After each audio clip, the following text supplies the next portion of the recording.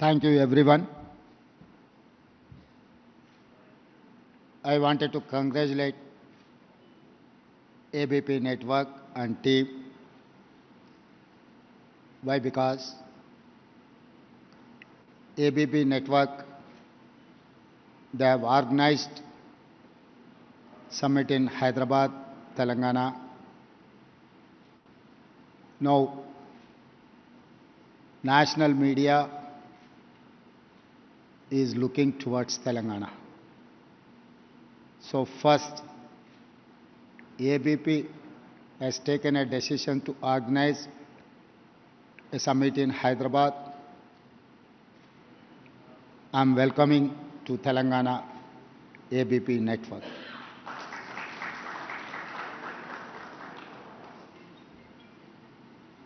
आज़ादी के बाद हिंदुस्तान में बहुत सारे लोग इलेक्टेड रिप्रेजेंटेटिव्स बने, मगर कुछ नेता लोग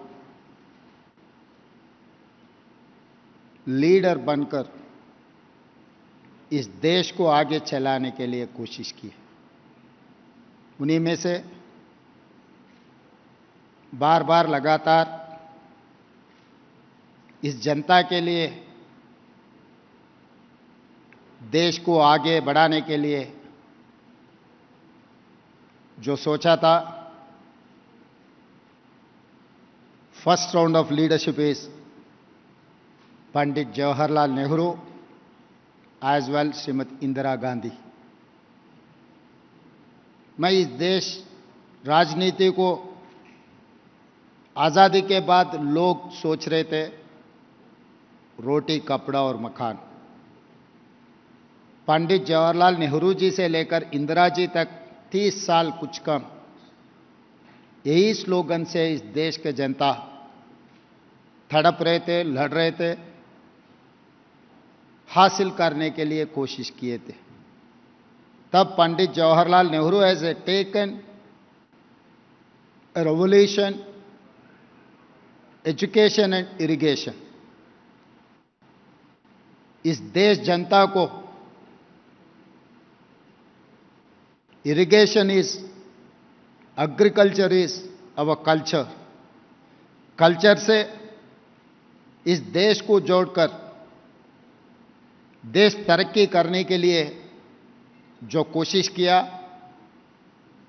उनके कोशिश की वजह से बाक्रानंगल डैम से लेकर नागार्जुन सागर तक, श्रीशैलम डैम से लेकर श्रीराम सागर तक, हिंदुस्तान में कोने कोने में जो इरिगेशन प्रोजेक्ट्स बना हुआ है, और एजुकेशन के लिए यूनिवर्सिटीज। आज हिंदुस्तान दुनिया से जो मुकाबला कर रहा है, फर्स्ट प्राइम मिनिस्टर पंडित जवाहरलाल नेहरू जी ने जो एजुकेशनल रिफॉर्म्स, एजुकेशन रिवोल्यूशन लाने की वजह से कोने कोने में यूनिवर्सिटीज आए। आज के तारीख में नौजवान लोग doctors, lawyers, engineers, IAS, IPS, scientist, ये सब सारे बनने के लिए उन्हीं का कोशिश हासिल की। और Indira ji green revolution, nationalised banks, बहुत सारे पॉलिटिकल रिफॉर्म्स ने इंदिरा जी ने किए। नेहरू जी से लेकर इंदिरा जी तक इस देश में गरीब हटाओ स्लोगन से लेकर हर जनता को रोटी कपड़ा और मकान देने के लिए कोशिश की। उसके बाद Rajiv Gandhi, PV Narasimha Rao, another 30 years, they have taken a policy decision cautiously, closed economy से लेकर ओपन इकोनॉमी तक,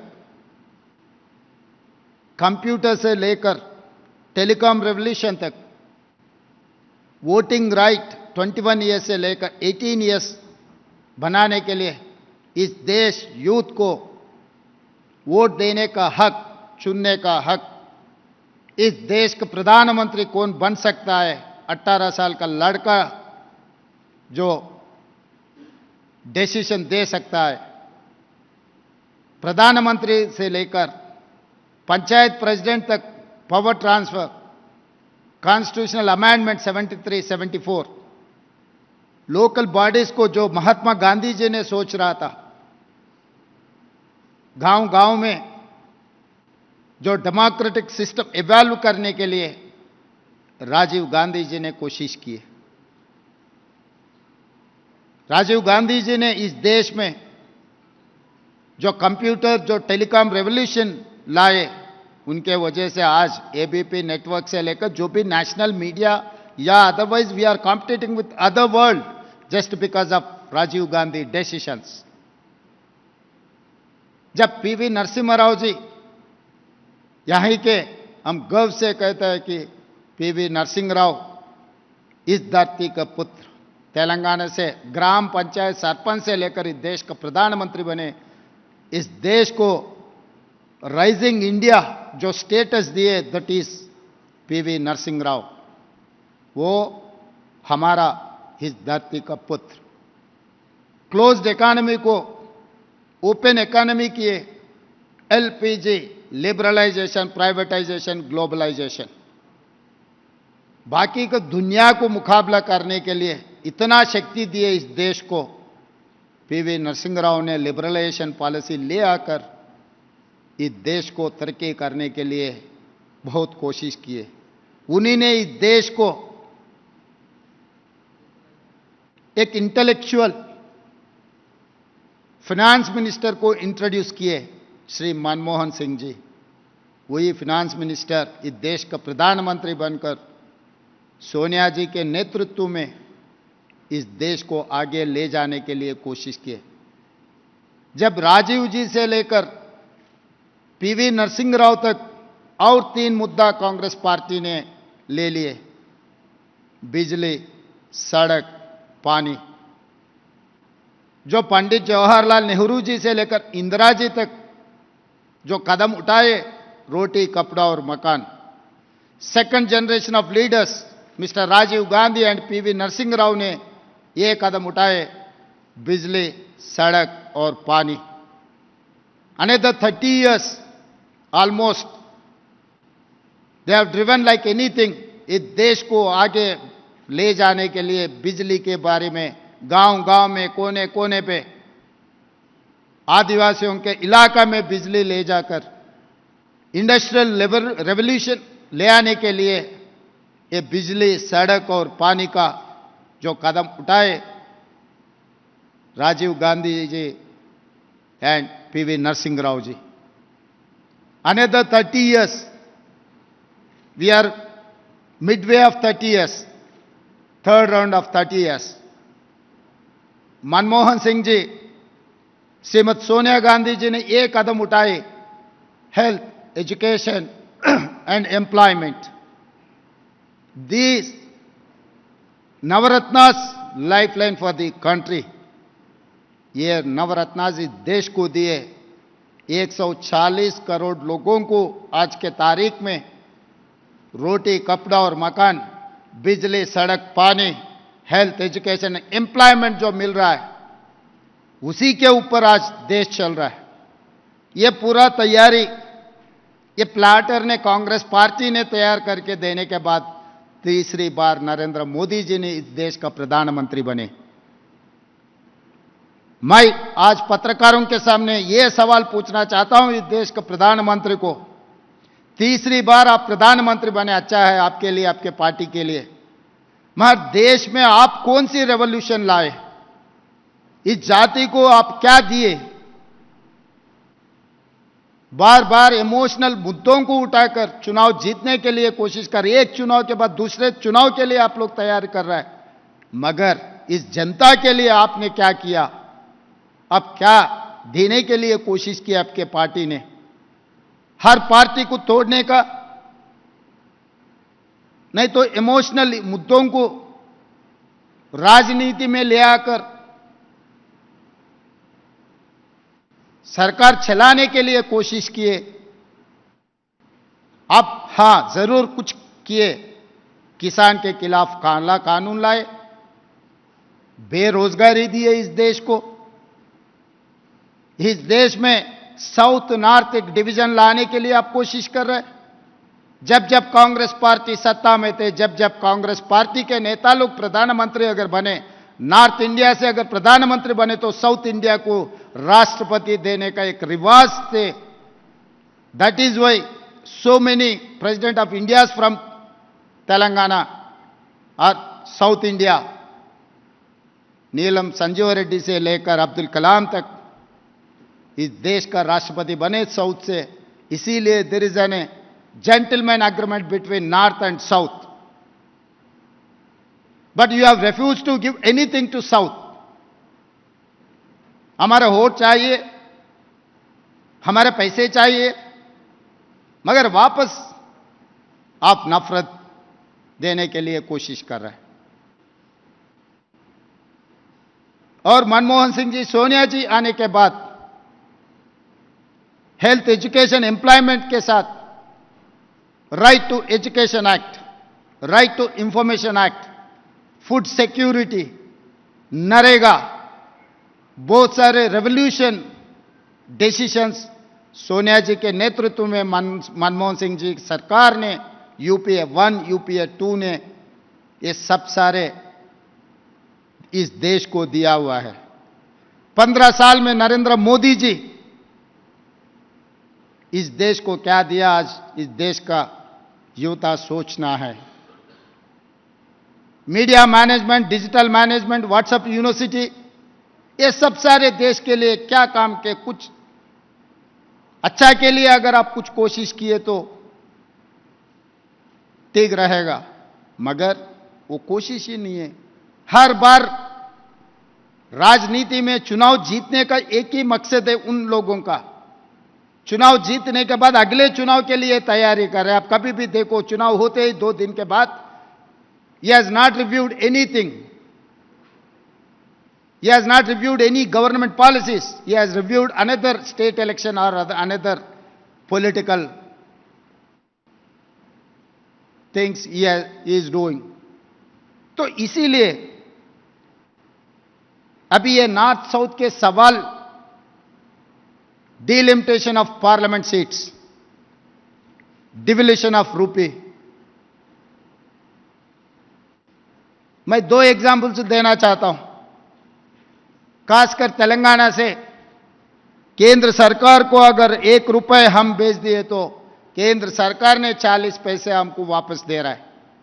जहां उत्तर प्रदेश से 1 रुपए केंद्र सरकार को अगर टैक्स में मिले तो 7 रुपए उत्तर प्रदेश को जा रहा है, बिहार को 6 रुपए जा रहा है, Kerala, Karnataka, Telangana, Andhra Pradesh, Puducherry, the entire south is paying much tax than North India। In return हमें क्या मिल रहा है? और दूसरी बात रहा delimitation. Government of India has taken decision to implement family planning. हम जो केंद्र सरकार ने जो पॉलिसी डिसीजन लिए, south part of India has implemented that policy, but government of India is not ready to appreciate south, they wanted to punish South India। Why? Because of Narendra Modi ji is the prime minister of this country, who is representing from north, from Gujarat। Straight I am asking Narendra Modi ji को, आप गुजरात में gift city दे सकते हैं, bullet train दे सकते हैं, सब कुछ, semiconductor industry जो भी आए आप गुजरात को ले जाने के लिए कोशिश कर रहे हैं, मगर आप दूसरे हाथ से ये कह रहे हैं कि इंडियन इकोनॉमी $5 ट्रिलियन इकोनॉमी बनाने के लिए कोशिश कर रहा है।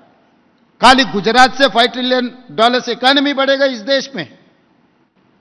वही America is having 35 crore population, but the American economy is $25 trillion economy, whereas China is $18.5 trillion economy। What about India? Bharat ने $3.5 trillion economy। Population wise we are the biggest country in the world, but economy wise we are lowest of this comparatively US और China. क्योंकि इस देश का कोई भी प्रधानमंत्री बनने के बाद, बनने से पहले आप कई राज्य से रिप्रेजेंट किया होगा, मगर प्रधानमंत्री बनने के बाद आप इंडिया को विजुअलाइज करना, हिंदुस्तान को तरक्की करने के लिए प्रधानमंत्री कोशिश करना है, मदद देना है। अगर सचमुच इस देश के प्रधानमंत्री इस देश को $5 ट्रिलियन इकोनॉमी बढ़ाने के लिए अगर कोशिश करना है, तो इस देश में 5 metropolitan cities are there, Delhi, Mumbai, Chennai, Bangalore, Hyderabad. Telangana is having one city, metropolitan city. You have developed Sabarmati riverfront in your Ahmedabad, but your people are opposing our Musi River Development Front. Why? Why you people are making this obstruction? Why? Because we are going to compete with Gujarat. They wanted to finish Telangana and Hyderabad. That is why BJP people are opposing my Musi River Development Front, my future city, my regional ring road, my radial roads, my irrigation projects. Why? Because I am going to compete with Gujarat. It is not vibrant Gujarat. It is a fact that vibrant Telangana, raising Hyderabad. They know that Congress party जनता की सरकार आज के तारीख में तेलंगाना तरक्की के लिए जो कोशिश कर रहा है उसको रोकने के लिए भारतीय जनता पार्टी, भारतीय राष्ट्र समिति दोनों मिलकर कॉन्स्पिरेसी से तेलंगाना को रोकने के लिए कोशिश कर रहे हैं। मैं पत्रकार मित्रों से मैं कहना चाहता हूं, पहला दिन बीआरएस कुछ मुद्दा उठाएंगे, दूसरे दिन भारतीय जनता पार्टी के नेता लोग Kishan Reddy ji, Bandi Sanjay ji, being an union cabinet ministers, how come day to day they are opposing government policies? If they have any grievance, I openly said that come and discuss with the Telangana state government. I am there to explain to everything. I have appointed an international consultant for Musi River Development Front and my future city. I wanted to construct a future city. Why? What is the problem? You can construct your gift city. Why can't Telangana? Why can't Revant Reddy cannot build a future city? What is the problem? Why you people are opposing? If you want to oppose everything, then how come India is going to reach 5 trillion economy? How come Narendra Modi dream is going to come true? इसका मतलब जो गुजरात को मुकाबला करने के लिए जो कोशिश करेगा उनको आप indirectly you are pushing in a corner, which is not correct. I have told everything. When Kanyakumari in Tamil Nadu, Mahatma Gandhi ji ka, it is very similar. Bapu Ghat is here. Musa Isa river front. दो नदियों का संगम से Bapu Ghat is there. I wanted to get Godavari water for Musa and Isa. त्रिवेणी संगमम मैं बनाना चाह रहा हूं, जहां पर बापू घाट है वहां पर 200 एकड़ में the world best destiny of Gandhi ji ideology मैं कुछ बनाना चाह रहा हूं। आप वल्लभ भाई पटेल जी का स्टैच्यू ऑफ यूनिटी आप बनाए, हम कांग्रेस पार्टी रोकने के लिए कोशिश नहीं किए। हम सरकार में थे, हम काम किए। हम अपोजिशन में थे, आप अच्छा काम किए तो हम मदद किए। We are not destructing force, we are a constructing force. We know how to run the government. We know how to develop the country. We know how to develop, how to build relation between state and central. I'm trying my best to perform. So these people are opposing Bapu Ghat also. Because of you people hate Gandhi ji. जब वल्लभ भाई पटेल जी का आप इतना बड़ा statue बना सकते हैं, वही गांधी जी का स्टैचू तेलंगाना में हम क्यों नहीं बना सकते? हम गांधी जी के वारिस हैं, इसीलिए हम गांधी जी के statue, we wanted to build one of the best destiny in the world. Gandhi ji ideology के लिए कोई देखना है, कोई सुनना है, कोई दर्शन करना है तो बापू घाट इन तेलंगाना हैदराबाद आने के लिए हम लोग कोशिश कर रहे हैं बनाने के लिए। मगर भारतीय जनता पार्टी, भारतीय राष्ट्र समिति दोनों मिलकर यह प्रोजेक्ट रोकने के लिए कोशिश कर रहा है। तो इसीलिए आज एबीपी माध्यम से मैं यह कहना चाहता हूं, don't become an distracting force. It is not good for the country. Why you wanted to finish Telangana? 60 years we have fought for Telangana state. 1,200 youngsters have sacrificed their lives for Telangana. इतना आसानी से तेलंगाना राज्य नहीं बना। जैसा महाराष्ट्र से गुजरात बना, इतना आसानी से तेलंगाना नहीं बना। There are hundreds of youths, they have sacrificed their lives. That is how we have got this Telangana state, the youngest state of the India. इस Telangana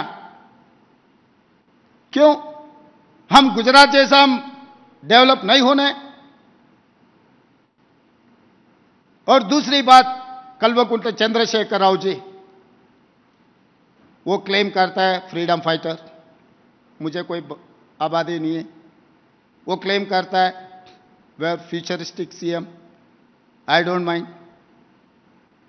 But why can't as opposition leader you are not performing? आप जमींदार तोड़िए। 10 महीने से farm house में रहकर उनके लोगों से तेलंगाना को जितना नुकसान पहुंचाने के लिए कोशिश करना है, पैलेस में बैठकर पैलेस पॉलिटिक्स करने के लिए कोशिश कर रहा है। मैं आज पत्रकारों से पूछ रहा हूं, लीडर ऑफ अपोजिशन कहीं पर इस देश में 10 साल मुख्यमंत्री सरकार चलाए सो वाले 10 बार सेक्रेटेरिएट को नहीं आया, 10 महीने से एक बार भी असेंबली को नहीं आया। एक दिन गवर्नर स्पीच में आया, 10 मिनट बैठकर उठ के चला गया। कोई लीडर ऑफ अपोजिशन 10 महीने में एक बार भी असेंबली में आकर नहीं बैठा, जनता के तरफ आवाज नहीं उठाया। वो आदमी लीडर ऑफ अपोजिशन बनने के लिए, रहने के लिए हक है क्या? आप लोग सोचो। उनको डेमोक्रेसी में अगर भरोसा है तो क्यों बाहर नहीं आ रहा है? कि उनका सोच है वो जमींदार है, हम लोग गुलाम हैं। गुलाम का दर्शन जब जमींदार चाहिए तो तब देने के लिए सोच रहा है। मगर ये तेलंगाना तो आर्म स्ट्रगल मूवमेंट, आप लोगों को पता है, निजाम सरकार के खिलाफ किसानों ने जो आर्म स्ट्रगल मूवमेंट बनवाया, निजाम सरकार को हटा दिए। उसके बाद लैंड रिफॉर्म्स में नक्सलबरी मूवमेंट आए तेलंगाना में। आज के तारीख में जितना भी नक्सलबरी मूवमेंट को लेफ्ट विंग एक्सट्रीमिस्ट लीड कर रहे, out of 19 central committee members, out of 19 labour are from Telangana who are representing left wing extremist. यहां के जनता लोग किसी नवाब को, किसी सरकार को, किसी जमींदार को ज्यादा दिन बर्दाश्त नहीं करते। इसीलिए आज के तारीख में मैं यहां से, यह मंच से मैं साफ कहना चाहता हूं नरेंद्र मोदी जी से, कल्वकुंट्ला चंद्रशेखर राव जी से, आओ मिलो। हम सरकार से चुनकर आए सो हम ऐसे वैसे आके कुर्सी में नहीं बैठे। जनता की आवाज सुनकर, जनता मैंडेट दिए तो हम लोग सरकार बनाए, जनता की सरकार बनाए। हम लोग सरकार को चलने दो। अगर आपको पसंद नहीं है तो घर में बैठ जाओ, हमको कोई दिक्कत नहीं है। मगर रोकने के लिए कोशिश की है ना, वो जनता देख लेंगे। क्योंकि आपको सरकार से उठा के अपोजिशन स्टेटस दिए, मगर पार्लियामेंट में 4 महीने में आपका बीआरएस का परफॉर्मेंस देकर पार्लियामेंट चुनाव में 0 दिए, 17 सीटों में हरा दिए, 7 सीटों में डिपॉजिट जब्त हो गए।